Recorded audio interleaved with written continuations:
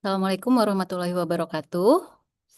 Selamat sore, salam sehat untuk kita semua. Yang kami hormati para narasumber, Dr. Rosa Valerina, spesialis THT BKL, subspesialis neurotologi konsultan. Dr. Haris Mayagung Ekorini, spesialis THT BKL, subspesialis neurotologi konsultan. Serta Bapak Ibu Dokter Sejawat peserta webinar. Terima kasih atas kehadiran sejawat semua pada webinar Dolan seri 141 sore hari ini dengan topik Vertigo, Differentiating Central versus Peripheral Causes. Perkenalkan, saya Dr. Sofia selaku moderator webinar pada sore hari ini. Sebelumnya, kami menyampaikan terima kasih dan apresiasi kepada IDI Surabaya yang telah mempersiapkan acara ini dengan baik sehingga kita dapat mengikuti webinar pada sore hari ini. Topik hari ini sangat dekat dengan praktik kita sehari-hari, terutama untuk sejawat dokter umum karena pasien dengan keluhan vertigo seringkali kita temui. Tantangannya adalah bagaimana kita bisa membedakan mana yang kemungkinan besar vertigo perifer dan mana yang perlu diwaspadai sebagai vertigo sentral, terutama bila ada tanda-tanda yang membutuhkan rujukan atau penanganan segera.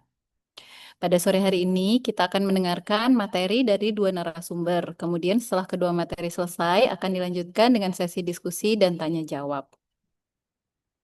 Baik, untuk mempersingkat waktu, kita langsung masuk ke sesi materi pertama.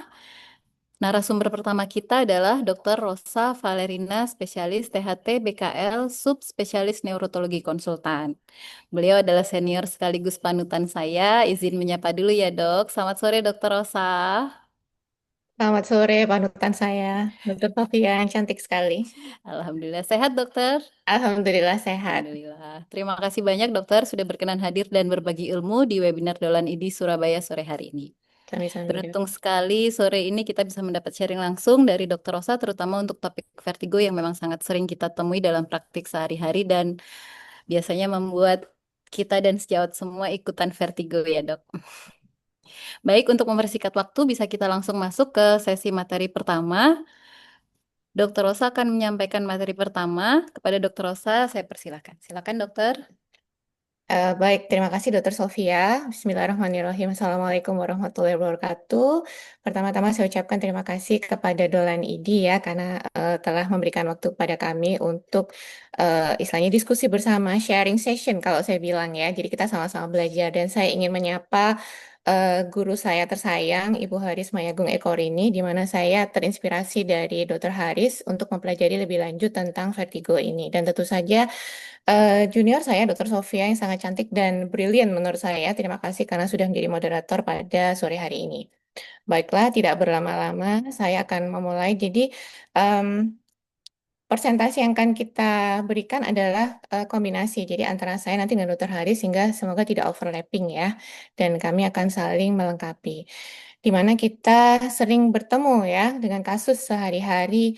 Ini sebenarnya pasien ini vertigo gitu ya. Vertigo datang dengan vertigo pun kadang kita eh untuk menjelaskan kepada pasien vertigo is like a sensation of spinning around. Jadi sensasi berputar. Itu pun kita menjelaskan kepada pasien apakah benar ini vertigo atau tidak. Itu kan juga membutuhkan apa ya istilahnya kreativitas dari kita bagaimana menggali lebih lanjut, apalagi acute vertigo tentu saja datangnya dengan wah keliengan yang sampai mual muntah, ditanya pun belum tentu bisa, sehingga di sini kita harus secara cepat bisa membedakan ini perlu tata laksana yang mana, karena antara yang perifer dan sentral tentu saja tata laksananya akan sangat berbeda, sehingga kami akan memberikan tips dan trik di sini setelah nanti kita akan diskusi bersama. Oke, eh, ini secara singkat saja, jadi bahwa balance organ kita, kalau saya selalu menyebutkan kita bisa berdiri tegak, itu karena kita dibantu oleh sistem keseimbangan yang ada di telinga, itu dia memegang peranan penting, dia 50%, kemudian kita dibantu oleh visual organ, mata, dan kita dibantu oleh proprioceptik, jadi kaki. Nah, ini saya sambil nempuk-nempuk kaki ini. Jadi kita bisa berdiri tegak, kita bisa tahu posisi kita, ini lagi di dataran yang rendah atau tinggi, ini rata atau tidak, itu karena balance organ kita. Sehingga apabila terjadi gangguan pada salah satu sistem balance organ itu, apakah itu yang di telinga, apakah itu mata, apakah proprioceptif, tentu saja akan mengganggu sistem keseimbangan kita. Dan balance organ ini ya semuanya itu akan diproses di central nervous system sehingga nanti akan menghasilkan outcome-nya adalah balance. Jadi untuk mengetahui gangguan keseimbangan ini sebenarnya gampang-gampang susah. Kenapa? Karena ini sesuatu yang tidak terlihat. Mau kita lakukan untuk yang perifer ya, mau kita lakukan CT scan, mau misalnya kita lakukan MRI, misalnya ini di luar dari Meniere disease misalnya, itu tidak akan nampak ada gangguan apapun di situ. Sehingga outcome yang kita lihat apakah ada nistagmus, apakah ada jatuh, apakah ada sway gitu ya. Nah, itu makanya perlu pemeriksaan yang lebih teliti. Kita bicara tentang central balance system terlebih dahulu. Selalu saya sebutkan bahwa Bapak, Ibu, kita ini punya dua sistem keseimbangan loh. Satu yang di telinga, nih satu lagi yang di dalam otak. Karena biasanya kalau vertigo, mereka berpikirannya adalah bahwa ini adalah sesuatu yang, mohon maaf ya, ini ada iklan ini. Mohon maaf, mohon maaf. Adalah sesuatu yang bahaya, sesuatu yang berhubungan dengan tumor gitu ya, sesuatu yang, waduh otak saya kenapa ini ya, aduh apakah saya ada stroke. Padahal kita punya dua sistem keseimbangan. Nah, kalau kita jelaskan baik-baik pada saat pasien sudah tenang atau mungkin pada keluarganya itu akan mengurangi rasa kecemasan. Karena jujur kalau mereka datangnya dengan akut itu pasti sangat tidak mengenakkan sekali ya, sehingga harus kita redakan terlebih dahulu. Tetapi kita tidak boleh gegabah. Misalnya, oh ini pasti sentral, oh ini pasti perifer. Nah, kita bisa melakukan pemeriksaan bedside examination yang secara simple atau sederhana. Ini adalah peripheral balance system kita yang ada di telinga. Karena eh, pasien atau awam mengetahuinya bahwa sistem keseimbangan saya itu hanya ada yang di otak. Jadi kalau ada apa-apa saya vertigo, aduh otak saya kenapa ini dok? Aduh kenapa ini? Saya stroke kasihan. Nah itu kita jelaskan, biasanya saya menggunakan gambar. Saya menggunakan gambar di mana ada sistem keseimbangan yang ada di telinga dan ini adalah sedikit wawasan saja ya untuk mengulang bahwa anatomi ada kanalis semisirkularis. Kalau saya bilang ini tetanggaan sama si rumah siput sehingga kenapa kalau ada gangguan pada rumah siputnya maka kanalis semisirkularisnya juga bisa terkena, tetanggaan juga sama nervus vestibularisnya. Kemudian ada utriculus dan ada sulcus. Itu adalah peripheral balance system di mana sensoris atau input yang diterima oleh sistem keseimbangan yang ada di telinga itu nanti akan dilanjutkan ke syaraf vestibular, kemudian akan diproses sebelum diproses di cerebellum, maka akan ke oculomotor nuclei. Jadi makanya kenapa kok kita lihat eye movement-nya, kemudian ke spinal cord. Jadi kita melihat postural movement-nya dan ini adalah saling berhubungan satu sama lain. Tetapi yang perlu dilihat adalah lesinya atau letak kelainnya, sumber permasalahannya ini di perifer atau di sentral. Karena si sentral ini berfungsi untuk menggabungkan semua informasi tersebut. Kalau informasi tersebut dari perifer saja sudah tidak tepat karena salah satu terganggu, otomatis outcome-nya juga akan tidak tepat dan tidak sesuai. Vertigo sensation of spinning around. Jadi seperti berputar padahal kita tidak sedang berputar. Ruangan ini diam. Nah, selalu saya tekankan karena pasien menyebutkan saya pusing. Kalau pusing itu kan nyeri kepala. Ini nyeri sakit cekot-cekot.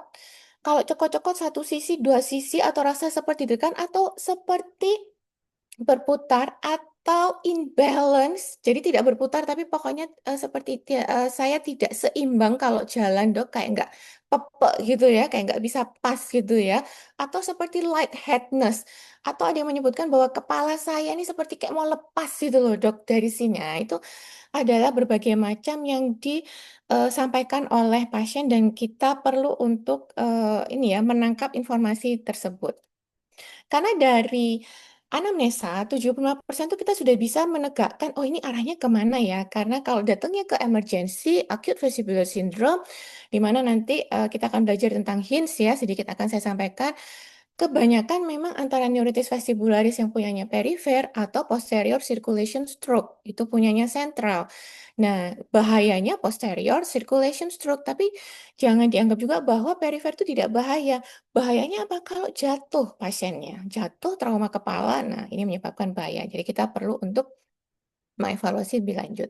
Acute vestibular syndrome. Jadi pasiennya datang, kemudian kita menggali informasi, constant vertigo lasting hours or day, worse with head movement. Worse with head movement, jadi dia memberat dengan gerakan kepala, itu jangan selalu diartikan untuk BPPV kalau menurut saya ya. Jangan dipegang patokan sebagai BPPV. Kenapa? Karena perifer ya, kita menggunakan sistem keseimbangan yang di telinga. Apapun itu gerakannya, kita mau noleh ke kanan, kita noleh ke kiri, ke atas, bawah, yang dimana kita sudah ada gangguan, pasti akan memperberat dari keluhan tersebut. Jadi untuk BPPV nanti ada keluhan tambahan lainnya. Kemudian apakah ada mual, muntah, ada difficult walking, kemudian ada nistagmus. Nah, nistagmus itu gampang-gampang susah karena ada yang spontaneous, tapi ada juga yang harus kita munculkan. Ini adalah kalau central features yang harus kita tanyakan lagi adalah apakah dari pasiennya ataukah dari yang mengantar, apakah ada vocal weakness ya, parestesi satu sisi, apakah ada neck pain di sini ya, sakit ya pada lehernya, apakah ada headache juga di samping dia keliengan, kemudian ada vertical nystagmus ya pada saat diam, kemudian ada diplopi, pandangan ganda, dysarthria ya, dysmetria, dysfagia, jadi ada tremor, kemudian bicaranya mulai tidak pas pronunciation-nya, ada gangguan menelan disfagia, disfonia, atau dia tidak keluar suaranya, dan inability to walk ya.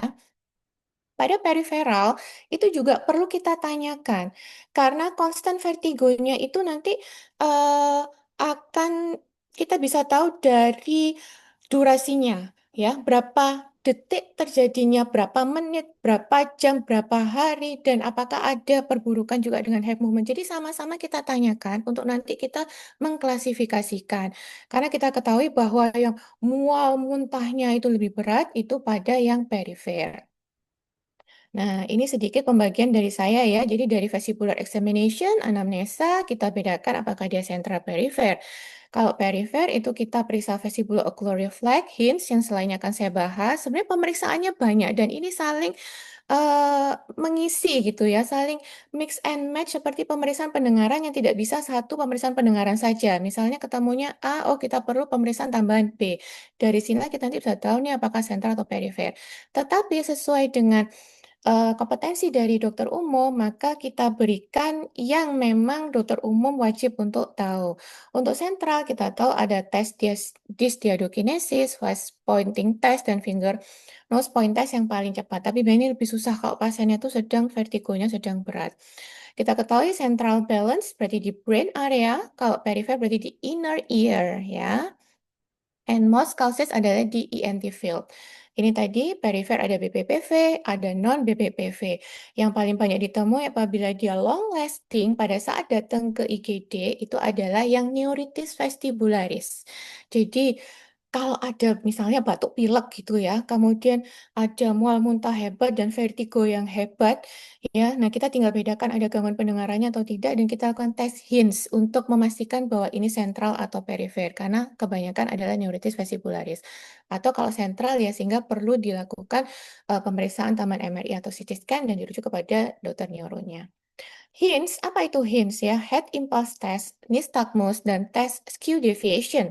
Dan ini adalah urutannya memang, dan ini yang paling mudah dan memang sudah saya lakukan untuk sehari-hari ya.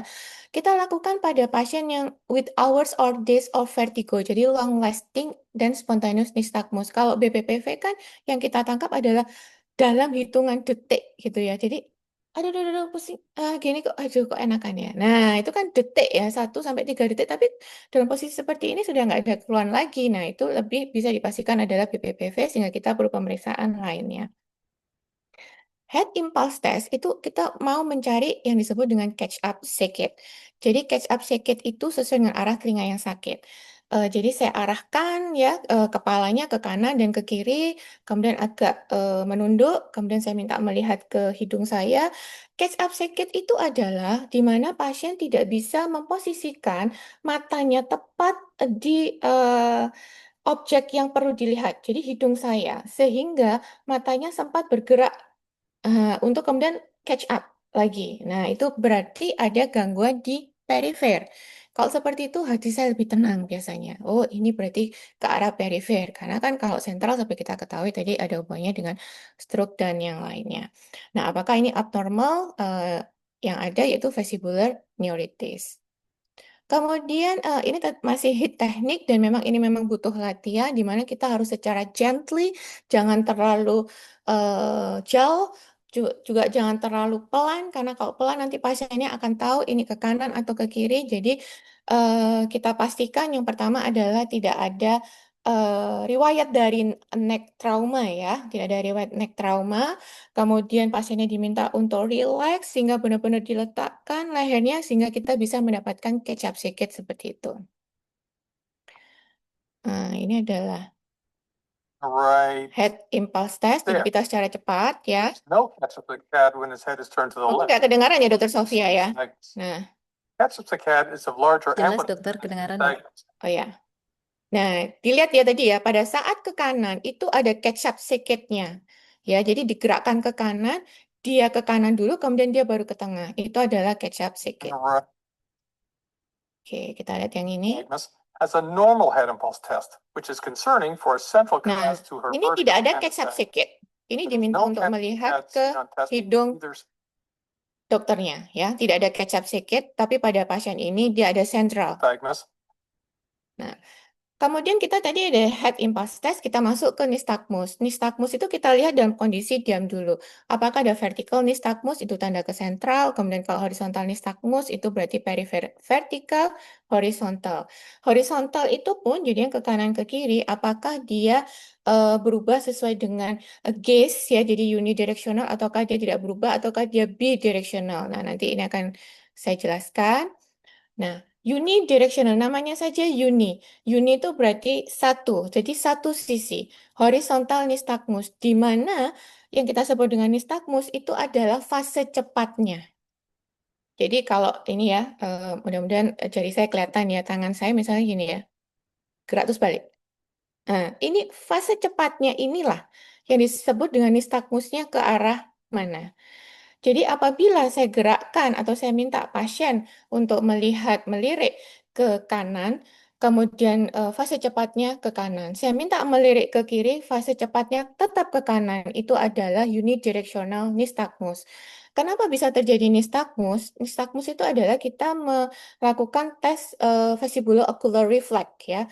Jadi karena yang kanan terganggu, maaf, karena yang kiri terganggu, ya, karena tadi saya sebutkan nistagmusnya fase cepatnya ke kanan. Karena yang kiri terganggu, harusnya dia melirik ke kanan sehingga ditarik lagi ke kanan, ke arah yang benar, ditarik lagi ke kanan. Nah, itu adalah unidirectional nystagmus. Ingat, fase cepat nystagmus mengarah ke sisi telinga yang sehat. Ini adalah spontaneous. The nystagmus is horizontal with the fast component towards the left. If you look Jadi carefully, fase there's also cepatnya a adalah ke button to the kiri. left. When the Ini patient horizontal is to the nystagmus, left, the nystagmus unidirectional. amplitude Jadi and pada saat diminta melirik ke kanan, ke kiri, dia tetap fase cepatnya ke kiri. it's important to note that the direction of the nystagmus remains the same. Gaze. Ini adalah bidirectional nystagmus. Bidirectional nystagmus, dia ke kiri, fase cepatnya bisa berubah ke kiri, ke kanan, fase cepatnya bisa berubah ke kanan. Ini sentral. This woman has small abnormal beats of nystagmus, which, when she is looking to the right, beats to the right. Nah, ini ya. Ini ke kanan, fase Then, cepatnya ke when she kanan. looks to the left, Waktu ke the kiri, nystagmus changes direction and now beats to the left. This woman kemudian yang ketiga adalah test skew deviation, vertical or diagonal skew, central, extropia itu adalah normal. Ini juga biasanya sering saya lakukan, jadi saya tutup salah satu. covered. Kemudian kita lihat bola matanya itu central apa? This is an abdomen. Dia vertikal ke atas ataukah dia extropia keluar. Kalau dia sentral ke atas itu adalah gangguannya pada sentral, extropia dia bola matanya keluar arahnya itu normal. Oke, ini adalah tadi sudah saya sebutkan ya bahwa catch-up sedikit tadi sudah saya bahas juga di HINS. Overall HINS exam itu kalau dia positif ada gangguan pada peripheral. Tapi kalau bidirectional nystagmus, abnormal test of skew ya, jadi dia bukan estropia tapi dia vertikal ya, kemudian head impulse testnya normal, berarti ini adalah kita berpikir ke arah sentral. Ini perbedaannya di mana kalau perifer dia lebih severe dibandingkan sentral. Kemudian pada perifer ada fatigue-nya, sentral tuh dia tidak ada fatigue, jadi terus menerus itu ya. Dan pada perifer half movement itu akan lebih memperberat karena apa? Ya sistem keseimbangannya ada di inner ear, ya, beda. Kalau yang sentral dia ada di cerebellum dan ada di batang otak. Kemudian vocal signs kita dapatkan pada central vertigo dan tidak ada hearing impairment pada central vertigo. Jadi perlu juga kita tanyakan adakah gangguan pendengaran seperti berdenging ataukah ada rasa menutup di telinga dan biasanya karena saking beratnya lebih mikirkan vertigonya. Nah, itu bisa kita tanyakan secara berlahan, tidak perlu dipaksakan sesuai dengan kondisi pasien, kita redakan dulu vertigonya. Kemudian ini nistagmusnya di mana unidirectional untuk yang perifer, sentral tadi lebih ke bidirectional, tapi tidak selalu muncul juga. Jadi tergantung dari kelainannya yang ada di sentral. Dan kita bisa cek neurological symptomnya dan postural instability-nya serta ada hearing impairment atau tinnitus. Tinnitus itu bisa berdenging, berdengung, bisa kresek-kresek, bisa gemerbek, dan bisa juga rasa fullness. Ya, jadi rasa penuh di telinga. Rasa fullness di telinga jangan artikan selalu ada gangguan pada saluran tuberosius. Nah, itu ya. Jadi kita cek liang telinganya, kita cek juga membran timpaninya bagaimana, ada refleks cahayanya bagus atau tidak. Ini adalah BPPV untuk membedakan ya secara singkat. BPPV itu hitungan seconds ya. Saya pasti tanya, berapa lama dari vertigonya kemudian enak gitu ya.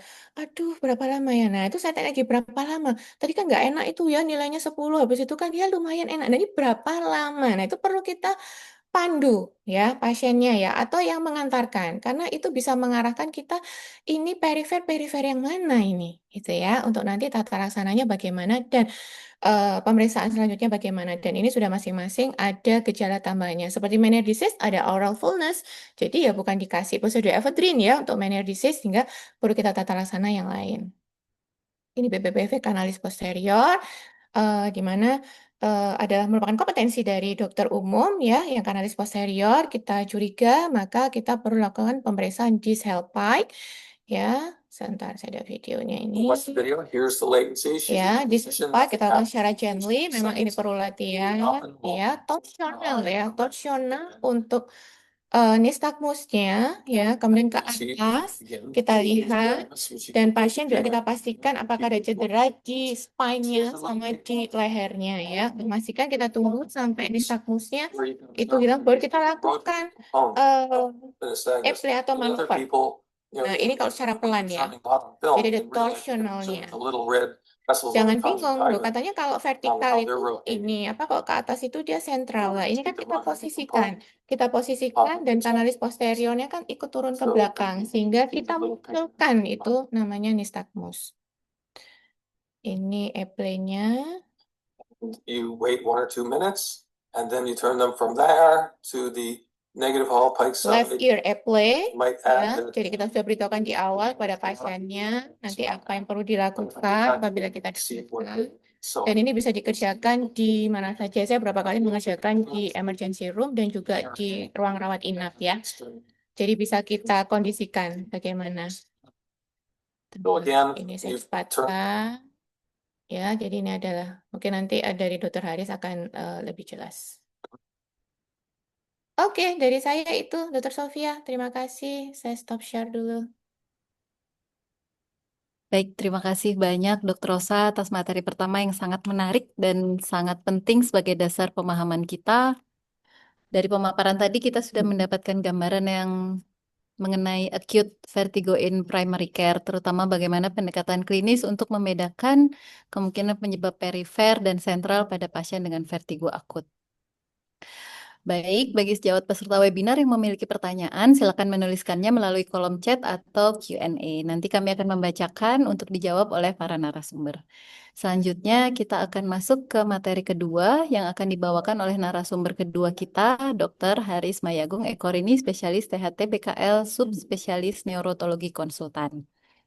Beliau ini bukan hanya guru bagi saya, tapi juga sudah seperti ibu dan panutan, baik dalam praktik klinis maupun dalam kehidupan sehari-hari. Selamat sore, Dokter Haris. Selamat sore, Dokter Sofia. Apa kabar, Dok? Selamat sore, Dokter Rosa. Alhamdulillah sehat. Alhamdulillah. Terima kasih banyak sudah berkenan hadir dan berbagi ilmu di webinar Dolan ID Surabaya sore hari ini ya, Dokter. Dokter Haris akan menyampaikan materi kedua yang akan melengkapi pemahaman kita dalam tata laksana vertigo dalam praktik sehari-hari. Kepada Dokter Haris, waktu dan layar kami persilakan, Dokter. Baik, bisa dilihat ya Assalamualaikum warahmatullahi wabarakatuh dan selamat sore untuk semuanya. Pada sore ini saya akan eh, mengingatkan kembali tentang peripheral vertigo, update management and general practice.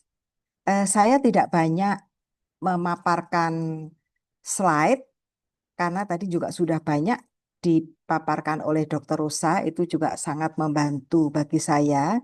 Jadi ini inti-intinya saja.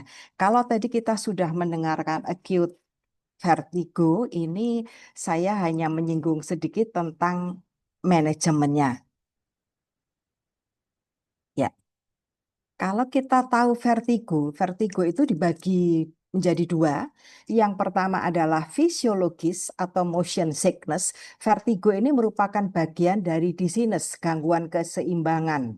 Kemudian vertigo sendiri dibagi menjadi fisiologis dan yang selanjutnya adalah patologis. Kalau fisiologis itu motion sickness atau mabuk darat, mabuk laut, dan lain sebagainya. Kemudian untuk patologis dibagi menjadi perifer dan sentral, sedangkan perifer itu dibagi menjadi BPPV dan non-BPPV, tadi juga sudah disinggung oleh Dr. Rosa.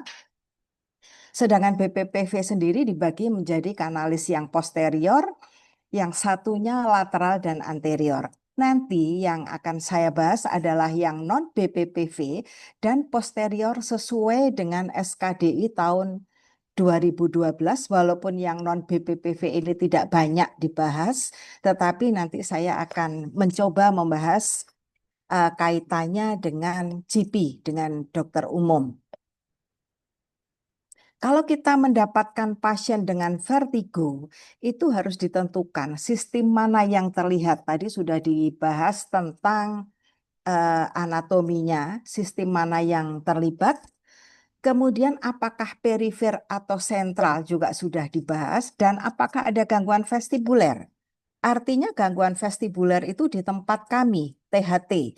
Kemudian penyebabnya apa, dan kemudian selanjutnya adalah penanganan. Tadi sudah juga dibahas tentang diagnosis.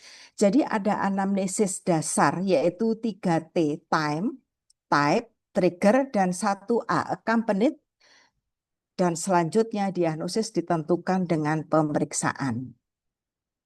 Di sini vertigo perifer itu paling banyak adalah BPPV, kemudian neuronitis atau vestibulopati unilateral akut. Kalau dulu istilahnya neuronitis atau neuritis, istilah sekarang lebih ke vestibulopati unilateral akut. Kemudian labirinitis dan penyakit Meniere. Apa beda neuronitis dan labirinitis? Kalau neuronitis ini tidak ada gangguan pendengaran, labirinitis ini disertai gangguan pendengaran. Jadi hampir sama, tetapi labirinitis juga mengenai koklea. Kalau neuronitis hanya organ keseimbangan saja. Untuk waktu vertigo tadi juga sudah disinggung, ada BPPV, kemudian kalau dalam hitungan detik itu BPPV atau fistula perilim, hitungannya jam sampai hari itu Meniere, neuronitis vestibuler, labirinitis, sedangkan kalau sampai berminggu-minggu bahkan berbulan-bulan itu adalah neuronoma akustik yaitu tumor cerebellopontine angel dan intoksikasi obat. Ya. Kemudian faktor pencetus atau trigger. Apakah disebabkan oleh perubahan posisi kepala ataukah dengan adanya suara keras atau perubahan tekanan menjadi vertigo? Kemudian saat mata terbuka atau tertutup, walaupun dia terbuka, dia juga vertigo. Inilah yang disebut bilateral vestibulopati. Kemudian vertigo sendiri juga bisa disebabkan karena situasi sosial yaitu functional dizziness. Kemudian apakah ada gejala yang menyertai atau accompanied?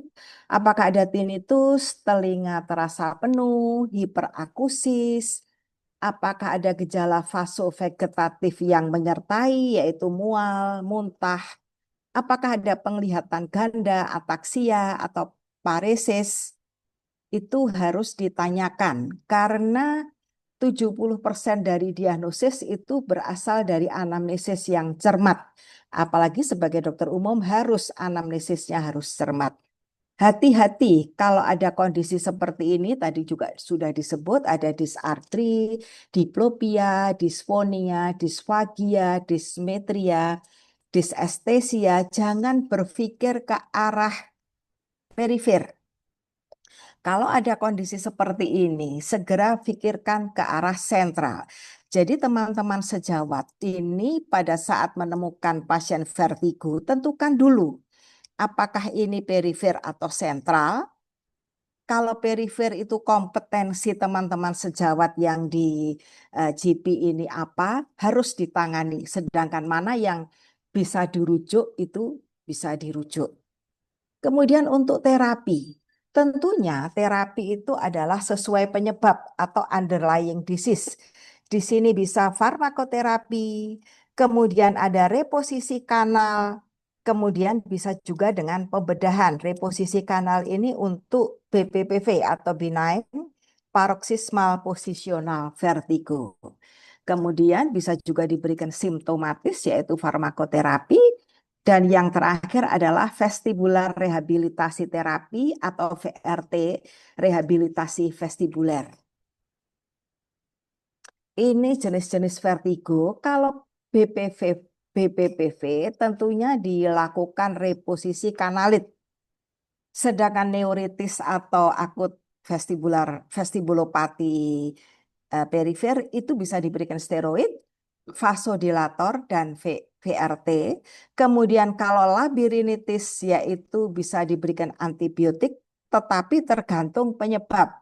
Kalau penyebabnya misalnya karena otitis media supuratif kronika tipe bahaya, ya menghilangkan jaringan infeksi dengan operasi. Kemudian bisa juga dilakukan VRT, sedangkan penyakit Meniere, lifestyle-nya diatur, farmakoterapi dan pembedahan, walaupun pembedahan ini belum dilakukan di Indonesia. Nah, ini adalah tips-tips dari saya. Kalau keluhan lebih mencolok dibanding pemeriksaan klinis, jadi keluhannya hebat banget, itu lebih ke vertigo perifer. Sedangkan apabila gejala klinis lebih mencolok daripada keluhan, ini lebih ke vertigo sentral. Sedangkan keluhan di sinus ini dengan anamnesis, untuk menentukan perifer atau sentral ini adalah dengan pemeriksaan. Jadi ini khusus untuk BPPV, knowledge of anatomy and pathophysiological mechanism of the semicircular canals is essential for correct diagnosis and treatment of any BPPV. Begitu yang bisa saya sampaikan, tidak banyak karena nanti akan lebih banyak di diskusinya.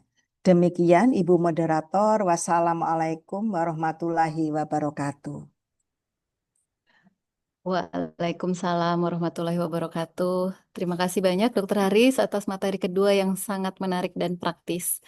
Jadi dari pemaparan tadi kita mendapat update yang sangat bermanfaat mengenai tata laksana vertigo perifer di praktik sehari-hari.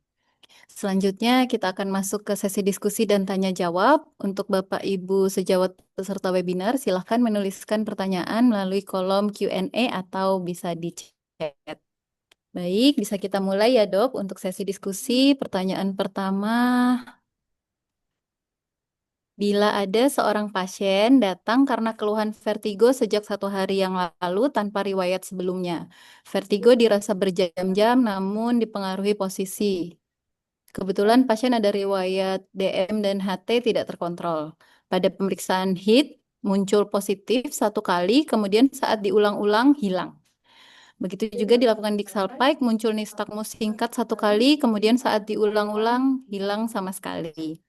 Apakah bisa kita simpulkan bahwa ini vertigo sentral karena pasien tidak ada gejala penyerta lainnya? Mungkin saya persilakan terlebih dahulu kepada Dr. Rosa, Dok, untuk menjawab. Kemudian bila ada tambahan nanti dari Dr. Haris, kami persilakan ya, Dok. Baik, terima kasih Dr. Sofia. Mohon izin Dr. Haris. menjawab Ya, pertanyaannya. Ya, nanti mohon ditambahkan untuk kurang-kurangnya dan saya tolong dibenarkan bila ada salahnya. Apabila ini saya open juga ya, saya baca pertanyaannya adalah dirasakan yang pertama kita pegang keluhan vertigo sejak 1 hari, itu kita pegang dulu 1 hari. Dan yang kedua adalah berjam-jam. Nah, tadi kan kita sudah bagi-bagi ya, ada detik, ada menit, ada jam, ada hari. Kalau saya pahami adalah berjam-jam berarti kan dia tidak ada rasa nyamannya, namun dipengaruhi posisi. Nah, ini akan berbeda. Apabila dalam hitungan detik, kemudian berubah posisi tidak nyaman dalam hitungan detik, kemudian dia enak kembali karena merubah posisi, itu bisa kita berpikir ke arah BPPV. Tapi apabila berjam-jam, karena kembali lagi kita kepada patofisiologi ya. Kenapa kalau pada BPPV itu kok hitungan detik ya? Karena pada BPPV itu kan kalau kita bilang otolitnya ya atau pasirnya yang ada di kanalis semisirkularis pada saat kita bergerakkan kepala dia akan ikut bergerak gitu ya sehingga akan muncul keluhan vertigonya. Kita diam ya dia diam lagi gitu ya. Jadi otolitnya akan menempel lagi. Kita gerak lagi dia akan muncul lagi. Begitu kita diam otolitnya nempel ya dia akan hilang keluhan vertigonya. Sedangkan ini dia berjam-jam. Jadi saya bisa mengeksklud ini bukan ke arah BPPV.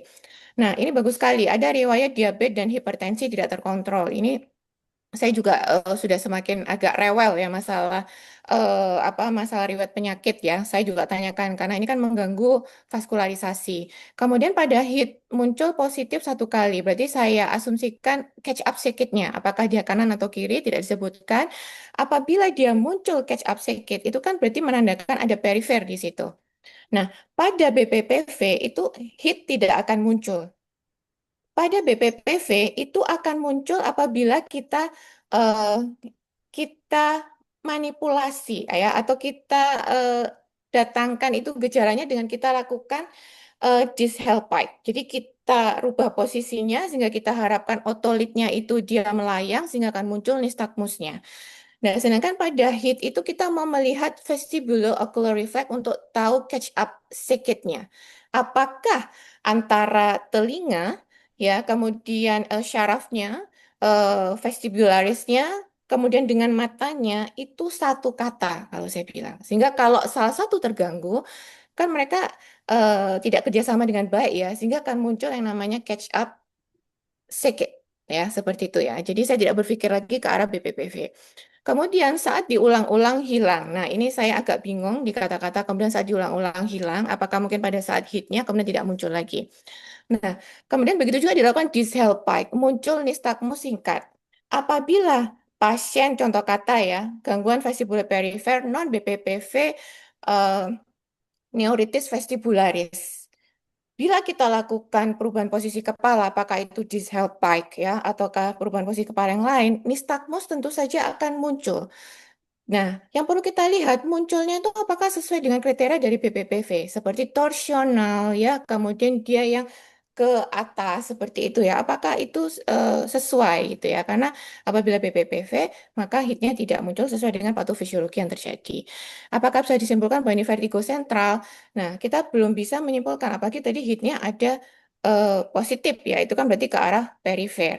Jadi perlu kita tambahkan pemeriksaan yang lainnya seperti Romberg, Chapman, ya, kemudian Fukuda, kemudian kita lihat gaze-nya bagaimana ya, kita lihat tadi skew deviation-nya, apakah dia ada vertikal ataukah dia bukan ekstropia, seperti itu. Menurut saya, Dokter Sofia. Baik, terima kasih Dokter Rosa. Jadi perlu diperlukan beberapa pemeriksaan lanjutan ya dok untuk menarahkan diagnosis pasiennya. Mungkin Dokter Haris ada yang mau ditambahkan dokter? Dipersilakan sudah dok. cukup Dokter Rosa. Dokter Sofia, Baik, tidak ada tambahan. baik. Terima kasih dokter. Kalau begitu kita lanjut ke pertanyaan berikutnya. Ini pertanyaan kedua dari Dokter Muksid dok. Izin bertanya dok untuk kasus HINS positif dan GANS positif perifer, namun pada pemeriksaan BPPV atau Dixalpike atau supine roll tidak ditemukan nistagmus. Diagnosis apa yang kemungkinan terjadi pada pasien ya dokter? Mungkin bisa dijawab terlebih dahulu oleh Dokter Haris nggak dok? Baik, terima kasih.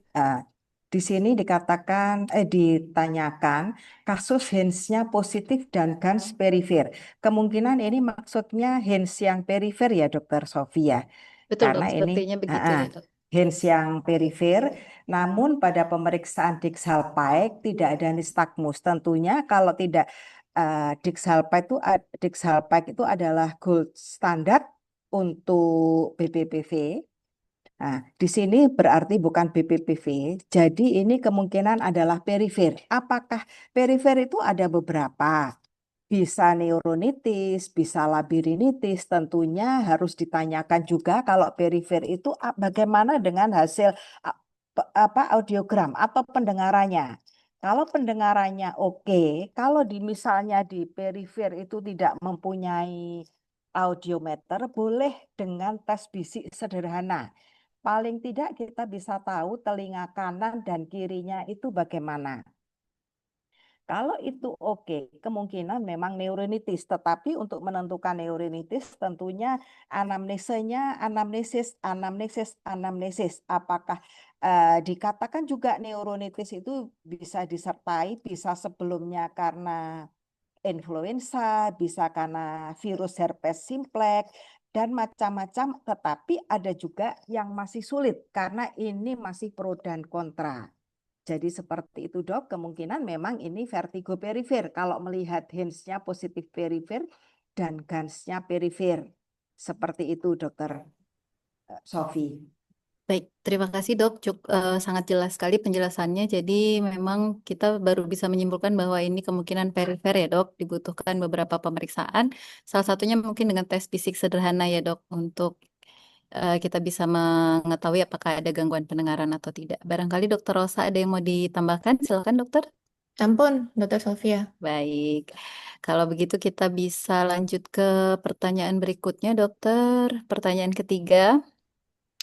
Untuk tata laksana vertigo, apakah dalam praktek sehari-hari boleh diberikan terapi farmakologis seperti betahistin atau sinarizin atau flunarizin? Ataukah ada batasan tertentu untuk jangka lama pemberiannya? Jadi ini menanyakan tentang medikamentosa pada pasien-pasien dengan vertigo ya dok. Mungkin bisa dokter Rosa jawab dulu dok. Silakan Baik. dok. Ya, terima kasih Dokter Sofia. Jadi seperti tadi Dokter Haris jelaskan ya bahwa vertigo sentral perifer, perifer itu pun dibagi lagi menjadi BPPV dan non BPPV. Di mana kita ketahui pada BPPV kita kembali lagi kepada patofisiologinya bahwa pada BPPV adalah lepasnya ya daripada otolit ya ke kanalis hemisirkularis sehingga tentu saja untuk mengembalikan atau menyembuhkan gejalanya. Nah, obat di situ letaknya di mana gitu ya. Jadi kita perlu menegakkan dulu nih diagnosanya pada pasien ini apabila pada perifer ini BPPV atau non BPPV. Kalaupun pada BPPV kita lakukan manuver ya.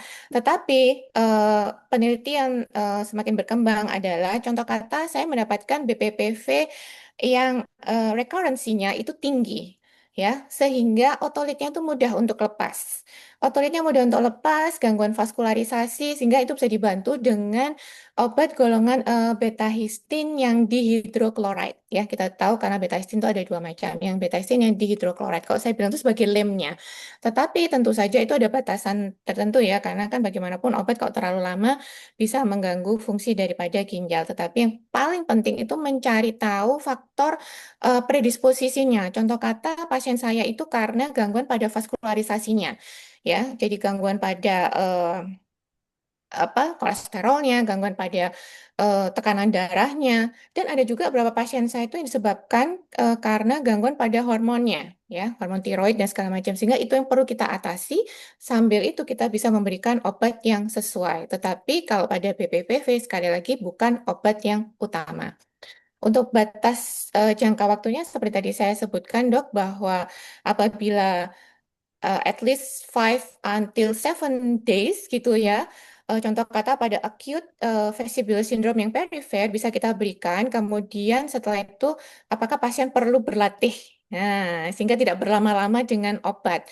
Nah, ini akan beda apabila contoh kata pada presbiastasis. Jadi gangguan vertigo yang karena faktor usia. Nah, karena faktor usia kan berarti sudah gangguan pada hair cell di kanalis hemisirkularis dan organ vestibular yang lainnya yang di telinga, sehingga perlu tata laksana seperti lampunya tidak boleh terlalu gelap pada saat tidur. Kemudian ada latihan. Nah, itu nanti latihan tuh mungkin ada yang menanyakan kalau nggak salah di sini ya, latihan yang sehari-hari bisa dilakukan. Jadi tidak selalu dengan obat.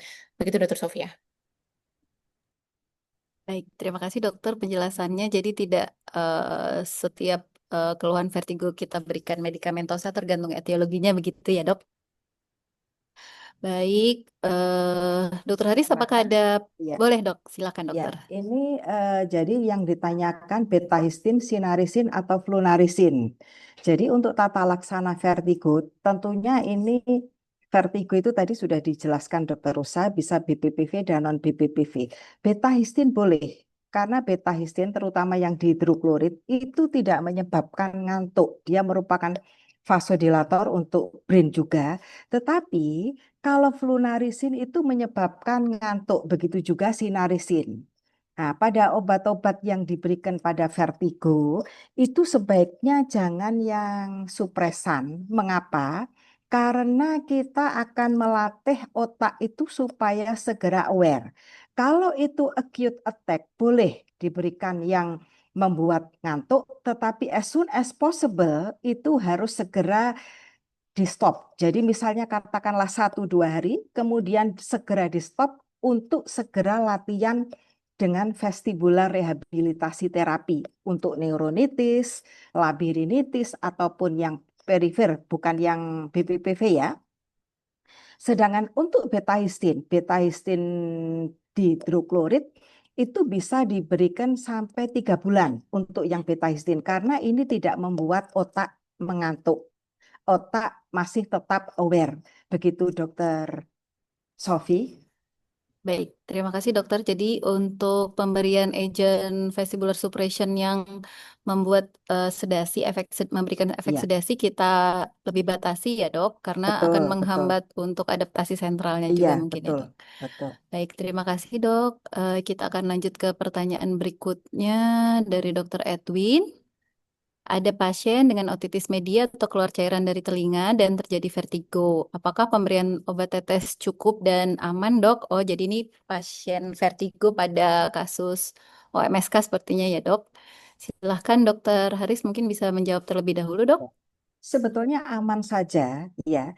Apakah vertigonya, kalau misalnya ini otitis media supuratif kronik tipe bahaya dan terjadi vertigo, vertigo ini kan karena kolesteatomnya, misal ya, ini otitis media memang tidak dijelaskan. Vertigonya karena apa namanya OMK tipe bahaya, itu apakah obat tetes cukup aman? Tentunya ya kita melihat apakah obat tetesnya ini vestibulotoksik atau tidak. Karena ada obat-obat yang vestibulotoksik. Kalau itu tidak vestibulotoksik ya tidak apa-apa karena itu terjadi perforasi. Begitu Dokter Sofi. Baik, jadi harus dilihat kandungan obat tetesnya ya, dok. Apakah Iya, vestibulotoksik atau tidak. Baik, karena ini masih ada beberapa pertanyaan, dok. Mungkin untuk mempersingkat, kita bisa langsung lanjut ke pertanyaan berikutnya ya. Mungkin iya. dokter Rosa, dok, berikutnya izin bertanya, dokter. Oh, ini tadi udah disinggung ya, dok. Apakah ada latihan tertentu yang dapat dilakukan di praktik sehari-hari untuk pasien vertigo, ya, dokter? Silakan dokter Rosa mungkin tentang vestibular rehabilitation therapy, ya, dok. Latihannya ya, ya Betul, terima dok. kasih Dokter Sofia. Jadi latihannya apabila pada BPPV kita ketahui ada brain dearth yang bisa kita ajarkan ya kepada pasien dan apabila masih ada gejala sisa dan itu biasanya saya ajarkan secara langsung ya pasiennya juga saya lihat apakah sudah tepat untuk melakukannya brain dearth ya. Kemudian untuk yang kasus vertigo yang non BPPV, nah itu kita perlu lihat dari pemeriksaan Romberg, Chapin, Fukudanya, Gansnya, dia ke arah mana, sway-nya, jatuhnya, sehingga contoh kata latihannya itu adalah untuk melatih vestibulo-okulornya dulu seperti ini ya, kemudian meletakkan 2 jari atau 2 benda, kemudian melirik kanan kiri latihan dulu, kemudian baru dengan satu jari seperti ini ya setiap harinya. Kemudian latihan berjalan sambil menoleh kanan, menoleh ke kiri apabila sudah lebih baik keluhan vertigonya atau merapat di dinding, kemudian bergulir ke arah yang ada gangguan vertigo atau gangguan keseimbangannya. Sehingga selalu saya sebutkan kita melawan gejala vertigonya, jangan mengikuti yang salah. Kita harus lebih menang daripada keluhan vertigo kita. Dan itu perlu dilakukan latihan sehari 2 sampai 3 kali dan selama at least 2 bulan. Jadi tidak bisa saat seperti itu. Kalau minum obat berarti harus secepat mungkin yang vestibular supresan itu harus dilepas sehingga pasiennya bisa latihan. Seperti itu, Dok. Jadi kita customize latihannya. Baik, terima kasih Dokter Rosa, penjelasannya sangat detail. Eh, kita langsung masuk ke pertanyaan berikutnya ya, Dokter Haris. Ya, Ini dari pernah mendapatkan pasien dengan infantile nystagmus. Apakah ada tips tertentu dokter untuk pasien dengan kondisi khusus seperti ini? ya. Silakan Dokter Haris. Infantile nystagmus mungkin congenital nystagmus ya, Dokter Sofi. Betul, Ya, sepertinya arahnya itu ya dok. ya. Iya, jadi nystagmus itu dibagi menjadi ada beberapa klasifikasi. Untuk yang infantil, ini nystagmus itu bisa congenital, bisa acquired. Kalau acquired itu ya yang didapat ya yang patofisiologis itu. Tetapi untuk infantil atau congenital, itu tipe nystagmusnya itu adalah yang pendular. Nystagmus pendular, jadi tidak ada fase cepat, fase lambat seperti bandulan jam itu. Itu bisa congenital, bisa juga sentral. Kalau itu sentral, tentunya itu bidangnya neurologi. Tetapi kalau itu congenital, tentunya kalau anak dengan congenital nystagmus, itu dia untuk melihat sesuatu, itu dia tidak bisa di satu titik di retinanya. Ini dirujuk ke dokter mata, bukan di THT lagi, karena ini bukan perifer, kalau itu kongenital. Begitu dokter Sofi. Baik, terima kasih dokter. Selanjutnya, ini untuk praktik sehari-hari, apakah ada warning sign untuk dokter merujuk ke spesialis THT atau ke IGD? Mungkin silakan dokter Rosa bisa menjawab nggak dok? Oh ya, untuk praktik sehari-hari apakah ada warning sign-nya dokter untuk merujuk ke SPTHT atau ke IGD? Ini maksudnya sebentar. Ke SPTHT atau IGD atau sudah ke IGD kemudian ini kita rujuk ke SPTHT. Mungkin begitu ya, Kak. Kalau ke Betul. IGD tentu saja apabila terjadi vertigo yang berat seperti tadi mual, muntah, kemudian vertigonya hebat berputar sampai tidak bisa diajak komunikasi sehingga tentunya pasiennya kita arahkan ke IGD. Dari IGD kemudian kita lakukan HINS itu tadi dari anamnesa kemudian HINS untuk memilah apakah ini sentral ataukah ini perifer. Kalau perifer arahnya seperti head impulse size-nya positif, kemudian ada tinnitusnya ya, ada berdengingnya, ada penurunan pendengaran ya. Kemudian dari tes skew deviation-nya dia tidak ada yang vertikal seperti tadi tanda-tanda yang sudah saya sebutkan. Nah, itu berarti merujuknya ke SPTHT. Seperti itu, Dokter Sofia. Baik dok, terima kasih dok. Karena masih ada beberapa pertanyaan, tapi kita dibatasi oleh waktu, mungkin saya tanyakan ada 2 pertanyaan terakhir ya dokter. Mungkin untuk dokter Haris dulu dok. Ya. Dokter, saya beberapa kali dapat kasus rheumatoid arthritis, pasien-pasien dengan autoimun terkontrol, terjadi vertigo. Ini bisa termasuk sentral atau perifer nggak dokter? Ya. Silakan dok. Pada pasien dengan rheumatoid arthritis atau pasien autoimun, tentunya kita tentukan dulu apakah ini sentral atau perifer atau yang lain. Yang lain itu misalnya dia ada masalah proprioseptif di lutut, di tungkai, itu juga bisa menyebabkan bukan tidak vertigo saja tetapi di sinus, itu kita tentukan apakah ini sentral, perifer atau yang lain. Mungkin ini rasanya ya Dokter Sofi bukan sentral, bisa jadi perifer atau yang lain. Yang lain itu misalnya karena masalah proprioseptif. Kalau itu memang ada masalah proprioseptif, itu tentunya dilakukan rehabilitasi vestibuler. Begitu Dokter Rosi. Rasanya bukan sentral kalau ada rheumatoid arthritis ini karena ada masalah di tungkainya. Begitu Dokter Sofi. Baik, terima kasih dokter. Jadi memang arahnya antara vertigo perifer atau gangguan proprioseptif ya dok, Ya, yang menyebabkan gangguan keseimbangan. iya. Terima kasih dok penjelasannya. Mungkin pertanyaan terakhir untuk dokter Rosa ya dok. Izin bertanya dokter, jika ada pasien pria dewasa usia 40 tahun dengan keluhan pusing berputar disertai dengan telinga berdenging dan ada penurunan pendengaran. Pasien sudah dilakukan pemeriksaan audiometri, ditemukan ada SNHL sedang kanan dan kiri dan sudah dilakukan tes vestibuler tapi hasilnya tidak ada nistagmus. Apakah masih mungkin merupakan suatu gangguan vestibuler? Apakah perlu memikirkan arah penyakit yang lain? Silakan dokter. Ya, terima kasih. Ini sebenarnya kasus yang bagus sekali ya, cuman saya tidak mendapatkan informasi SNHL-nya itu apakah di frekuensi yang rendah ya, karena kalau ada pusing berputar, kemudian tinnitus dan ada penurunan pendengaran, dan mungkin tambah aural fullness, itu adalah tanda ke Meniere's disease, di mana itu adalah periferal. Dan apakah pada saat datang itu keluhan pusing berputarnya mungkin sudah membaik ya, jadi Meniere's disease-nya sudah stabil. Tetapi Meniere's disease itu apabila sudah sering terjadi, bisa terjadi yang namanya gangguan pendengarannya itu adalah permanen. Jadi dia tidak kembali lagi seperti semula. Jadi mungkin perlu dilakukan pemeriksaan tambahan lainnya dan anamnesa untuk menggali. Begitu, Dok. Baik, terima kasih dokter Rosa, jelas sekali jawabannya. Mohon maaf dok, ini mungkin ada satu pertanyaan terakhir ya dok, karena pertanyaannya cukup menarik nih. Mungkin dokter Haris dan dokter Rosa bisa menjawab nanti dok. Dok, beberapa kali di IGD saya dapat konsulan pasien jiwa yang mengalami vertigo. Padahal secara kasus pasiennya terkontrol obat. Apa kemungkinan penyebabnya dokter? Eh, Maksudnya terkontrol obat ini apa, Dokter Sofi? jadi pasien-pasien psikiatri yang sudah dalam Oh, pengobatan oke. tapi mengeluhkan vertigo mungkin sepertinya Nah, dok. Silakan dokter. bisa, ya. Mungkin saya dulu ya, Dokter Sofi, yang Boleh dok, silakan menjawab. dok. Ini mungkin bisa kemungkinan loh ya, kemungkinan bisa P3D. Jadi perseptual di sinus itu ya, P3D itu bisa jadi. Nah, kalau memang itu arahnya memang ke jiwa. Tentunya tetap harus ditentukan dulu apakah ini ada masalah perifer atau sentral dengan pemeriksaan itu.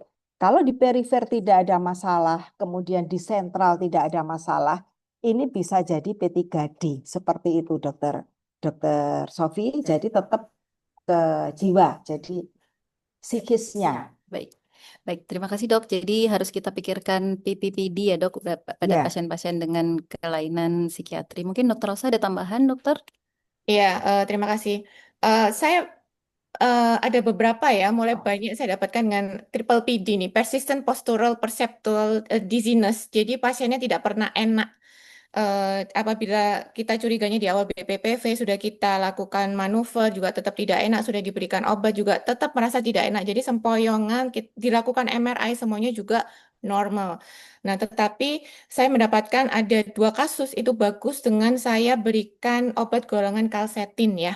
Jadi dosis rendah 5 miligram dan ada anamnesa tambahan yang biasanya saya dapatkan yaitu pasien merasa terganggu apabila ada cahaya yang terlalu terang dan suara yang keras seperti di dalam mall. Nah, itu akan menambah beratnya. Jadi overlapping juga dengan vestibular migraine. Tapi dengan pemberian obat itu kok bagus, jadi pasiennya terkontrol dengan baik sehingga rasa dizziness-nya itu sudah jauh berkurang. Seperti itu, Dok. Tambahan dari saya. Terima kasih. Baik, terima kasih dokter. Sangat jelas sekali untuk penjelasannya. Mungkin karena keterbatasan waktu, Bapak Ibu sejawat sekalian, kita akhiri untuk sesi diskusi pada sore hari ini. Terima kasih banyak pada Dokter Haris dan Dokter Rosa atas jawaban dan diskusi yang sangat jelas, praktis, dan aplikatif untuk praktik sehari-hari. Selanjutnya mungkin kita akan masuk ke sesi berikutnya ya dok, yaitu tips dok ID. Sesi ini adalah sesi singkat dari narasumber berisi tips medis praktis yang bisa langsung diterapkan oleh sejawat dokter umum dalam praktik sehari-hari. Untuk topik vertigo sore ini mungkin tipsnya dapat berupa poin-poin penting dalam menghadapi pasien dengan keluhan vertigo, membedakan sentral dan perifer sampai menentukan kapan pasien perlu dirujuk. Pada Dokter Haris dan Dokter Rosa kami persilakan menyampaikan tips dok ID. Mungkin bisa dimulai Dokter Haris terlebih dahulu, kemudian dilanjutkan oleh Dokter Rosa. Silakan Baik, dokter. baik, terima kasih Dokter Sofi. Jadi kalau kita menemukan pasien yang datang dengan vertigo, kalau itu dia keluhannya berat, jadi keluhan lebih menyolok dibanding pemeriksaan klinis, kemungkinan besar adalah vertigo perifer. Tetapi apabila dari pemeriksaan itu dia lebih menyolok dibanding keluhannya, itu kemungkinan adalah vertigo sentral. Dan teman-teman sejawat itu tentunya harus bisa menentukan apakah perifer atau sentral. Sedangkan perifer mana yang bisa diatasi, BPPV kanalis posterior itu harus bisa, selain itu bisa dirujuk ke THT. Sedangkan kalau sentral itu adalah wewenang dari sentral. Begitu Dokter Sofi. Baik, terima kasih dok. Sangat praktis dan aplikatif untuk kita terapkan. Selanjutnya Dokter Rosa mungkin ada yang mau di-share dok untuk tips dok ID, silakan dok. Baik, dari saya ada dua, karena dokter umum dengan kompetensi yang untuk BPPV yang kanalis posterior, yang pertama itu adalah challenging, jadi jangan takut untuk mencoba melakukan distal pike dan eple, ya. Nah, dan jangan khawatir atau bingung kok saya dapatkan recurrency ya terhadap BPPV kanalis posterior padahal sudah dilakukan manuver. Jadi dicari tahu penyebab atau pusatnya itu di mana yang menjadi faktor predisposisinya itu diatasi sehingga tidak mudah untuk terjadi vertigo BPPV kanalis posterior. Kemudian yang kedua adalah apabila pasien sudah muncul head impulse test dan itu tidak ada kecurigaan ke arah BPPV, jangan dilakukan manuver distal pike karena akan menambah beratnya vertigo sehingga pasien akan merasa tidak nyaman untuk mual muntahnya. Itu tips dari saya. Terima kasih Dokter Sofia. Baik, terima kasih Dokter Rosa. Sangat aplikatif dan praktis sekali serta mudah diingat. Semoga tips singkat tadi bisa menjadi pegangan untuk sejawat dokter semua dalam menghadapi pasien dengan keluhan vertigo di praktik sehari-hari. Terutama dalam mengenali tanda bahaya, menentukan tata laksana awal, dan memutuskan kapan pasien perlu dirujuk. Gitu ya dok. Bapak Ibu sejawat sekalian, dengan berakhirnya sesi tips Dok ID, maka berakhir pula rangkaian webinar Dolan ID Surabaya ke-141 pada sore hari ini. Sebelum kita tutup, kami mengucapkan terima kasih yang sebesar-besarnya kepada kedua narasumber, Dr. Haris Mayagung Ekorinis, dokter spesialis THT BKL, subspesialis neurologi konsultan, dan Dr. Rosa Valerina, spesialis THT BKL, subspesialis neurologi konsultan, atas ilmu, waktu, dan sharing pengalaman yang sangat bermanfaat. Terima kasih juga kepada seluruh peserta yang sudah hadir dan aktif mengikuti webinar sore hari ini. Secara khusus, kami juga menyampaikan terima kasih dan apresiasi kepada seluruh panitia kegiatan Dolan ID Surabaya yang telah mempersiapkan acara ini dengan sangat baik sehingga kegiatan dapat berjalan dengan lancar. Semoga ilmu yang kita dapatkan sore hari ini dapat bermanfaat dan membantu kita dalam praktik sehari-hari. Mohon maaf apabila selama saya memandu acara terdapat kekurangan. Saya Dr. Sofia selaku moderator pamit undur diri. Wassalamualaikum warahmatullahi wabarakatuh. Selamat sore, salam sehat untuk kita semua. Terima Waalaikumsalam. kasih Dr. Haris, terima kasih Terima Dr. kasih, Rosa. Cantik.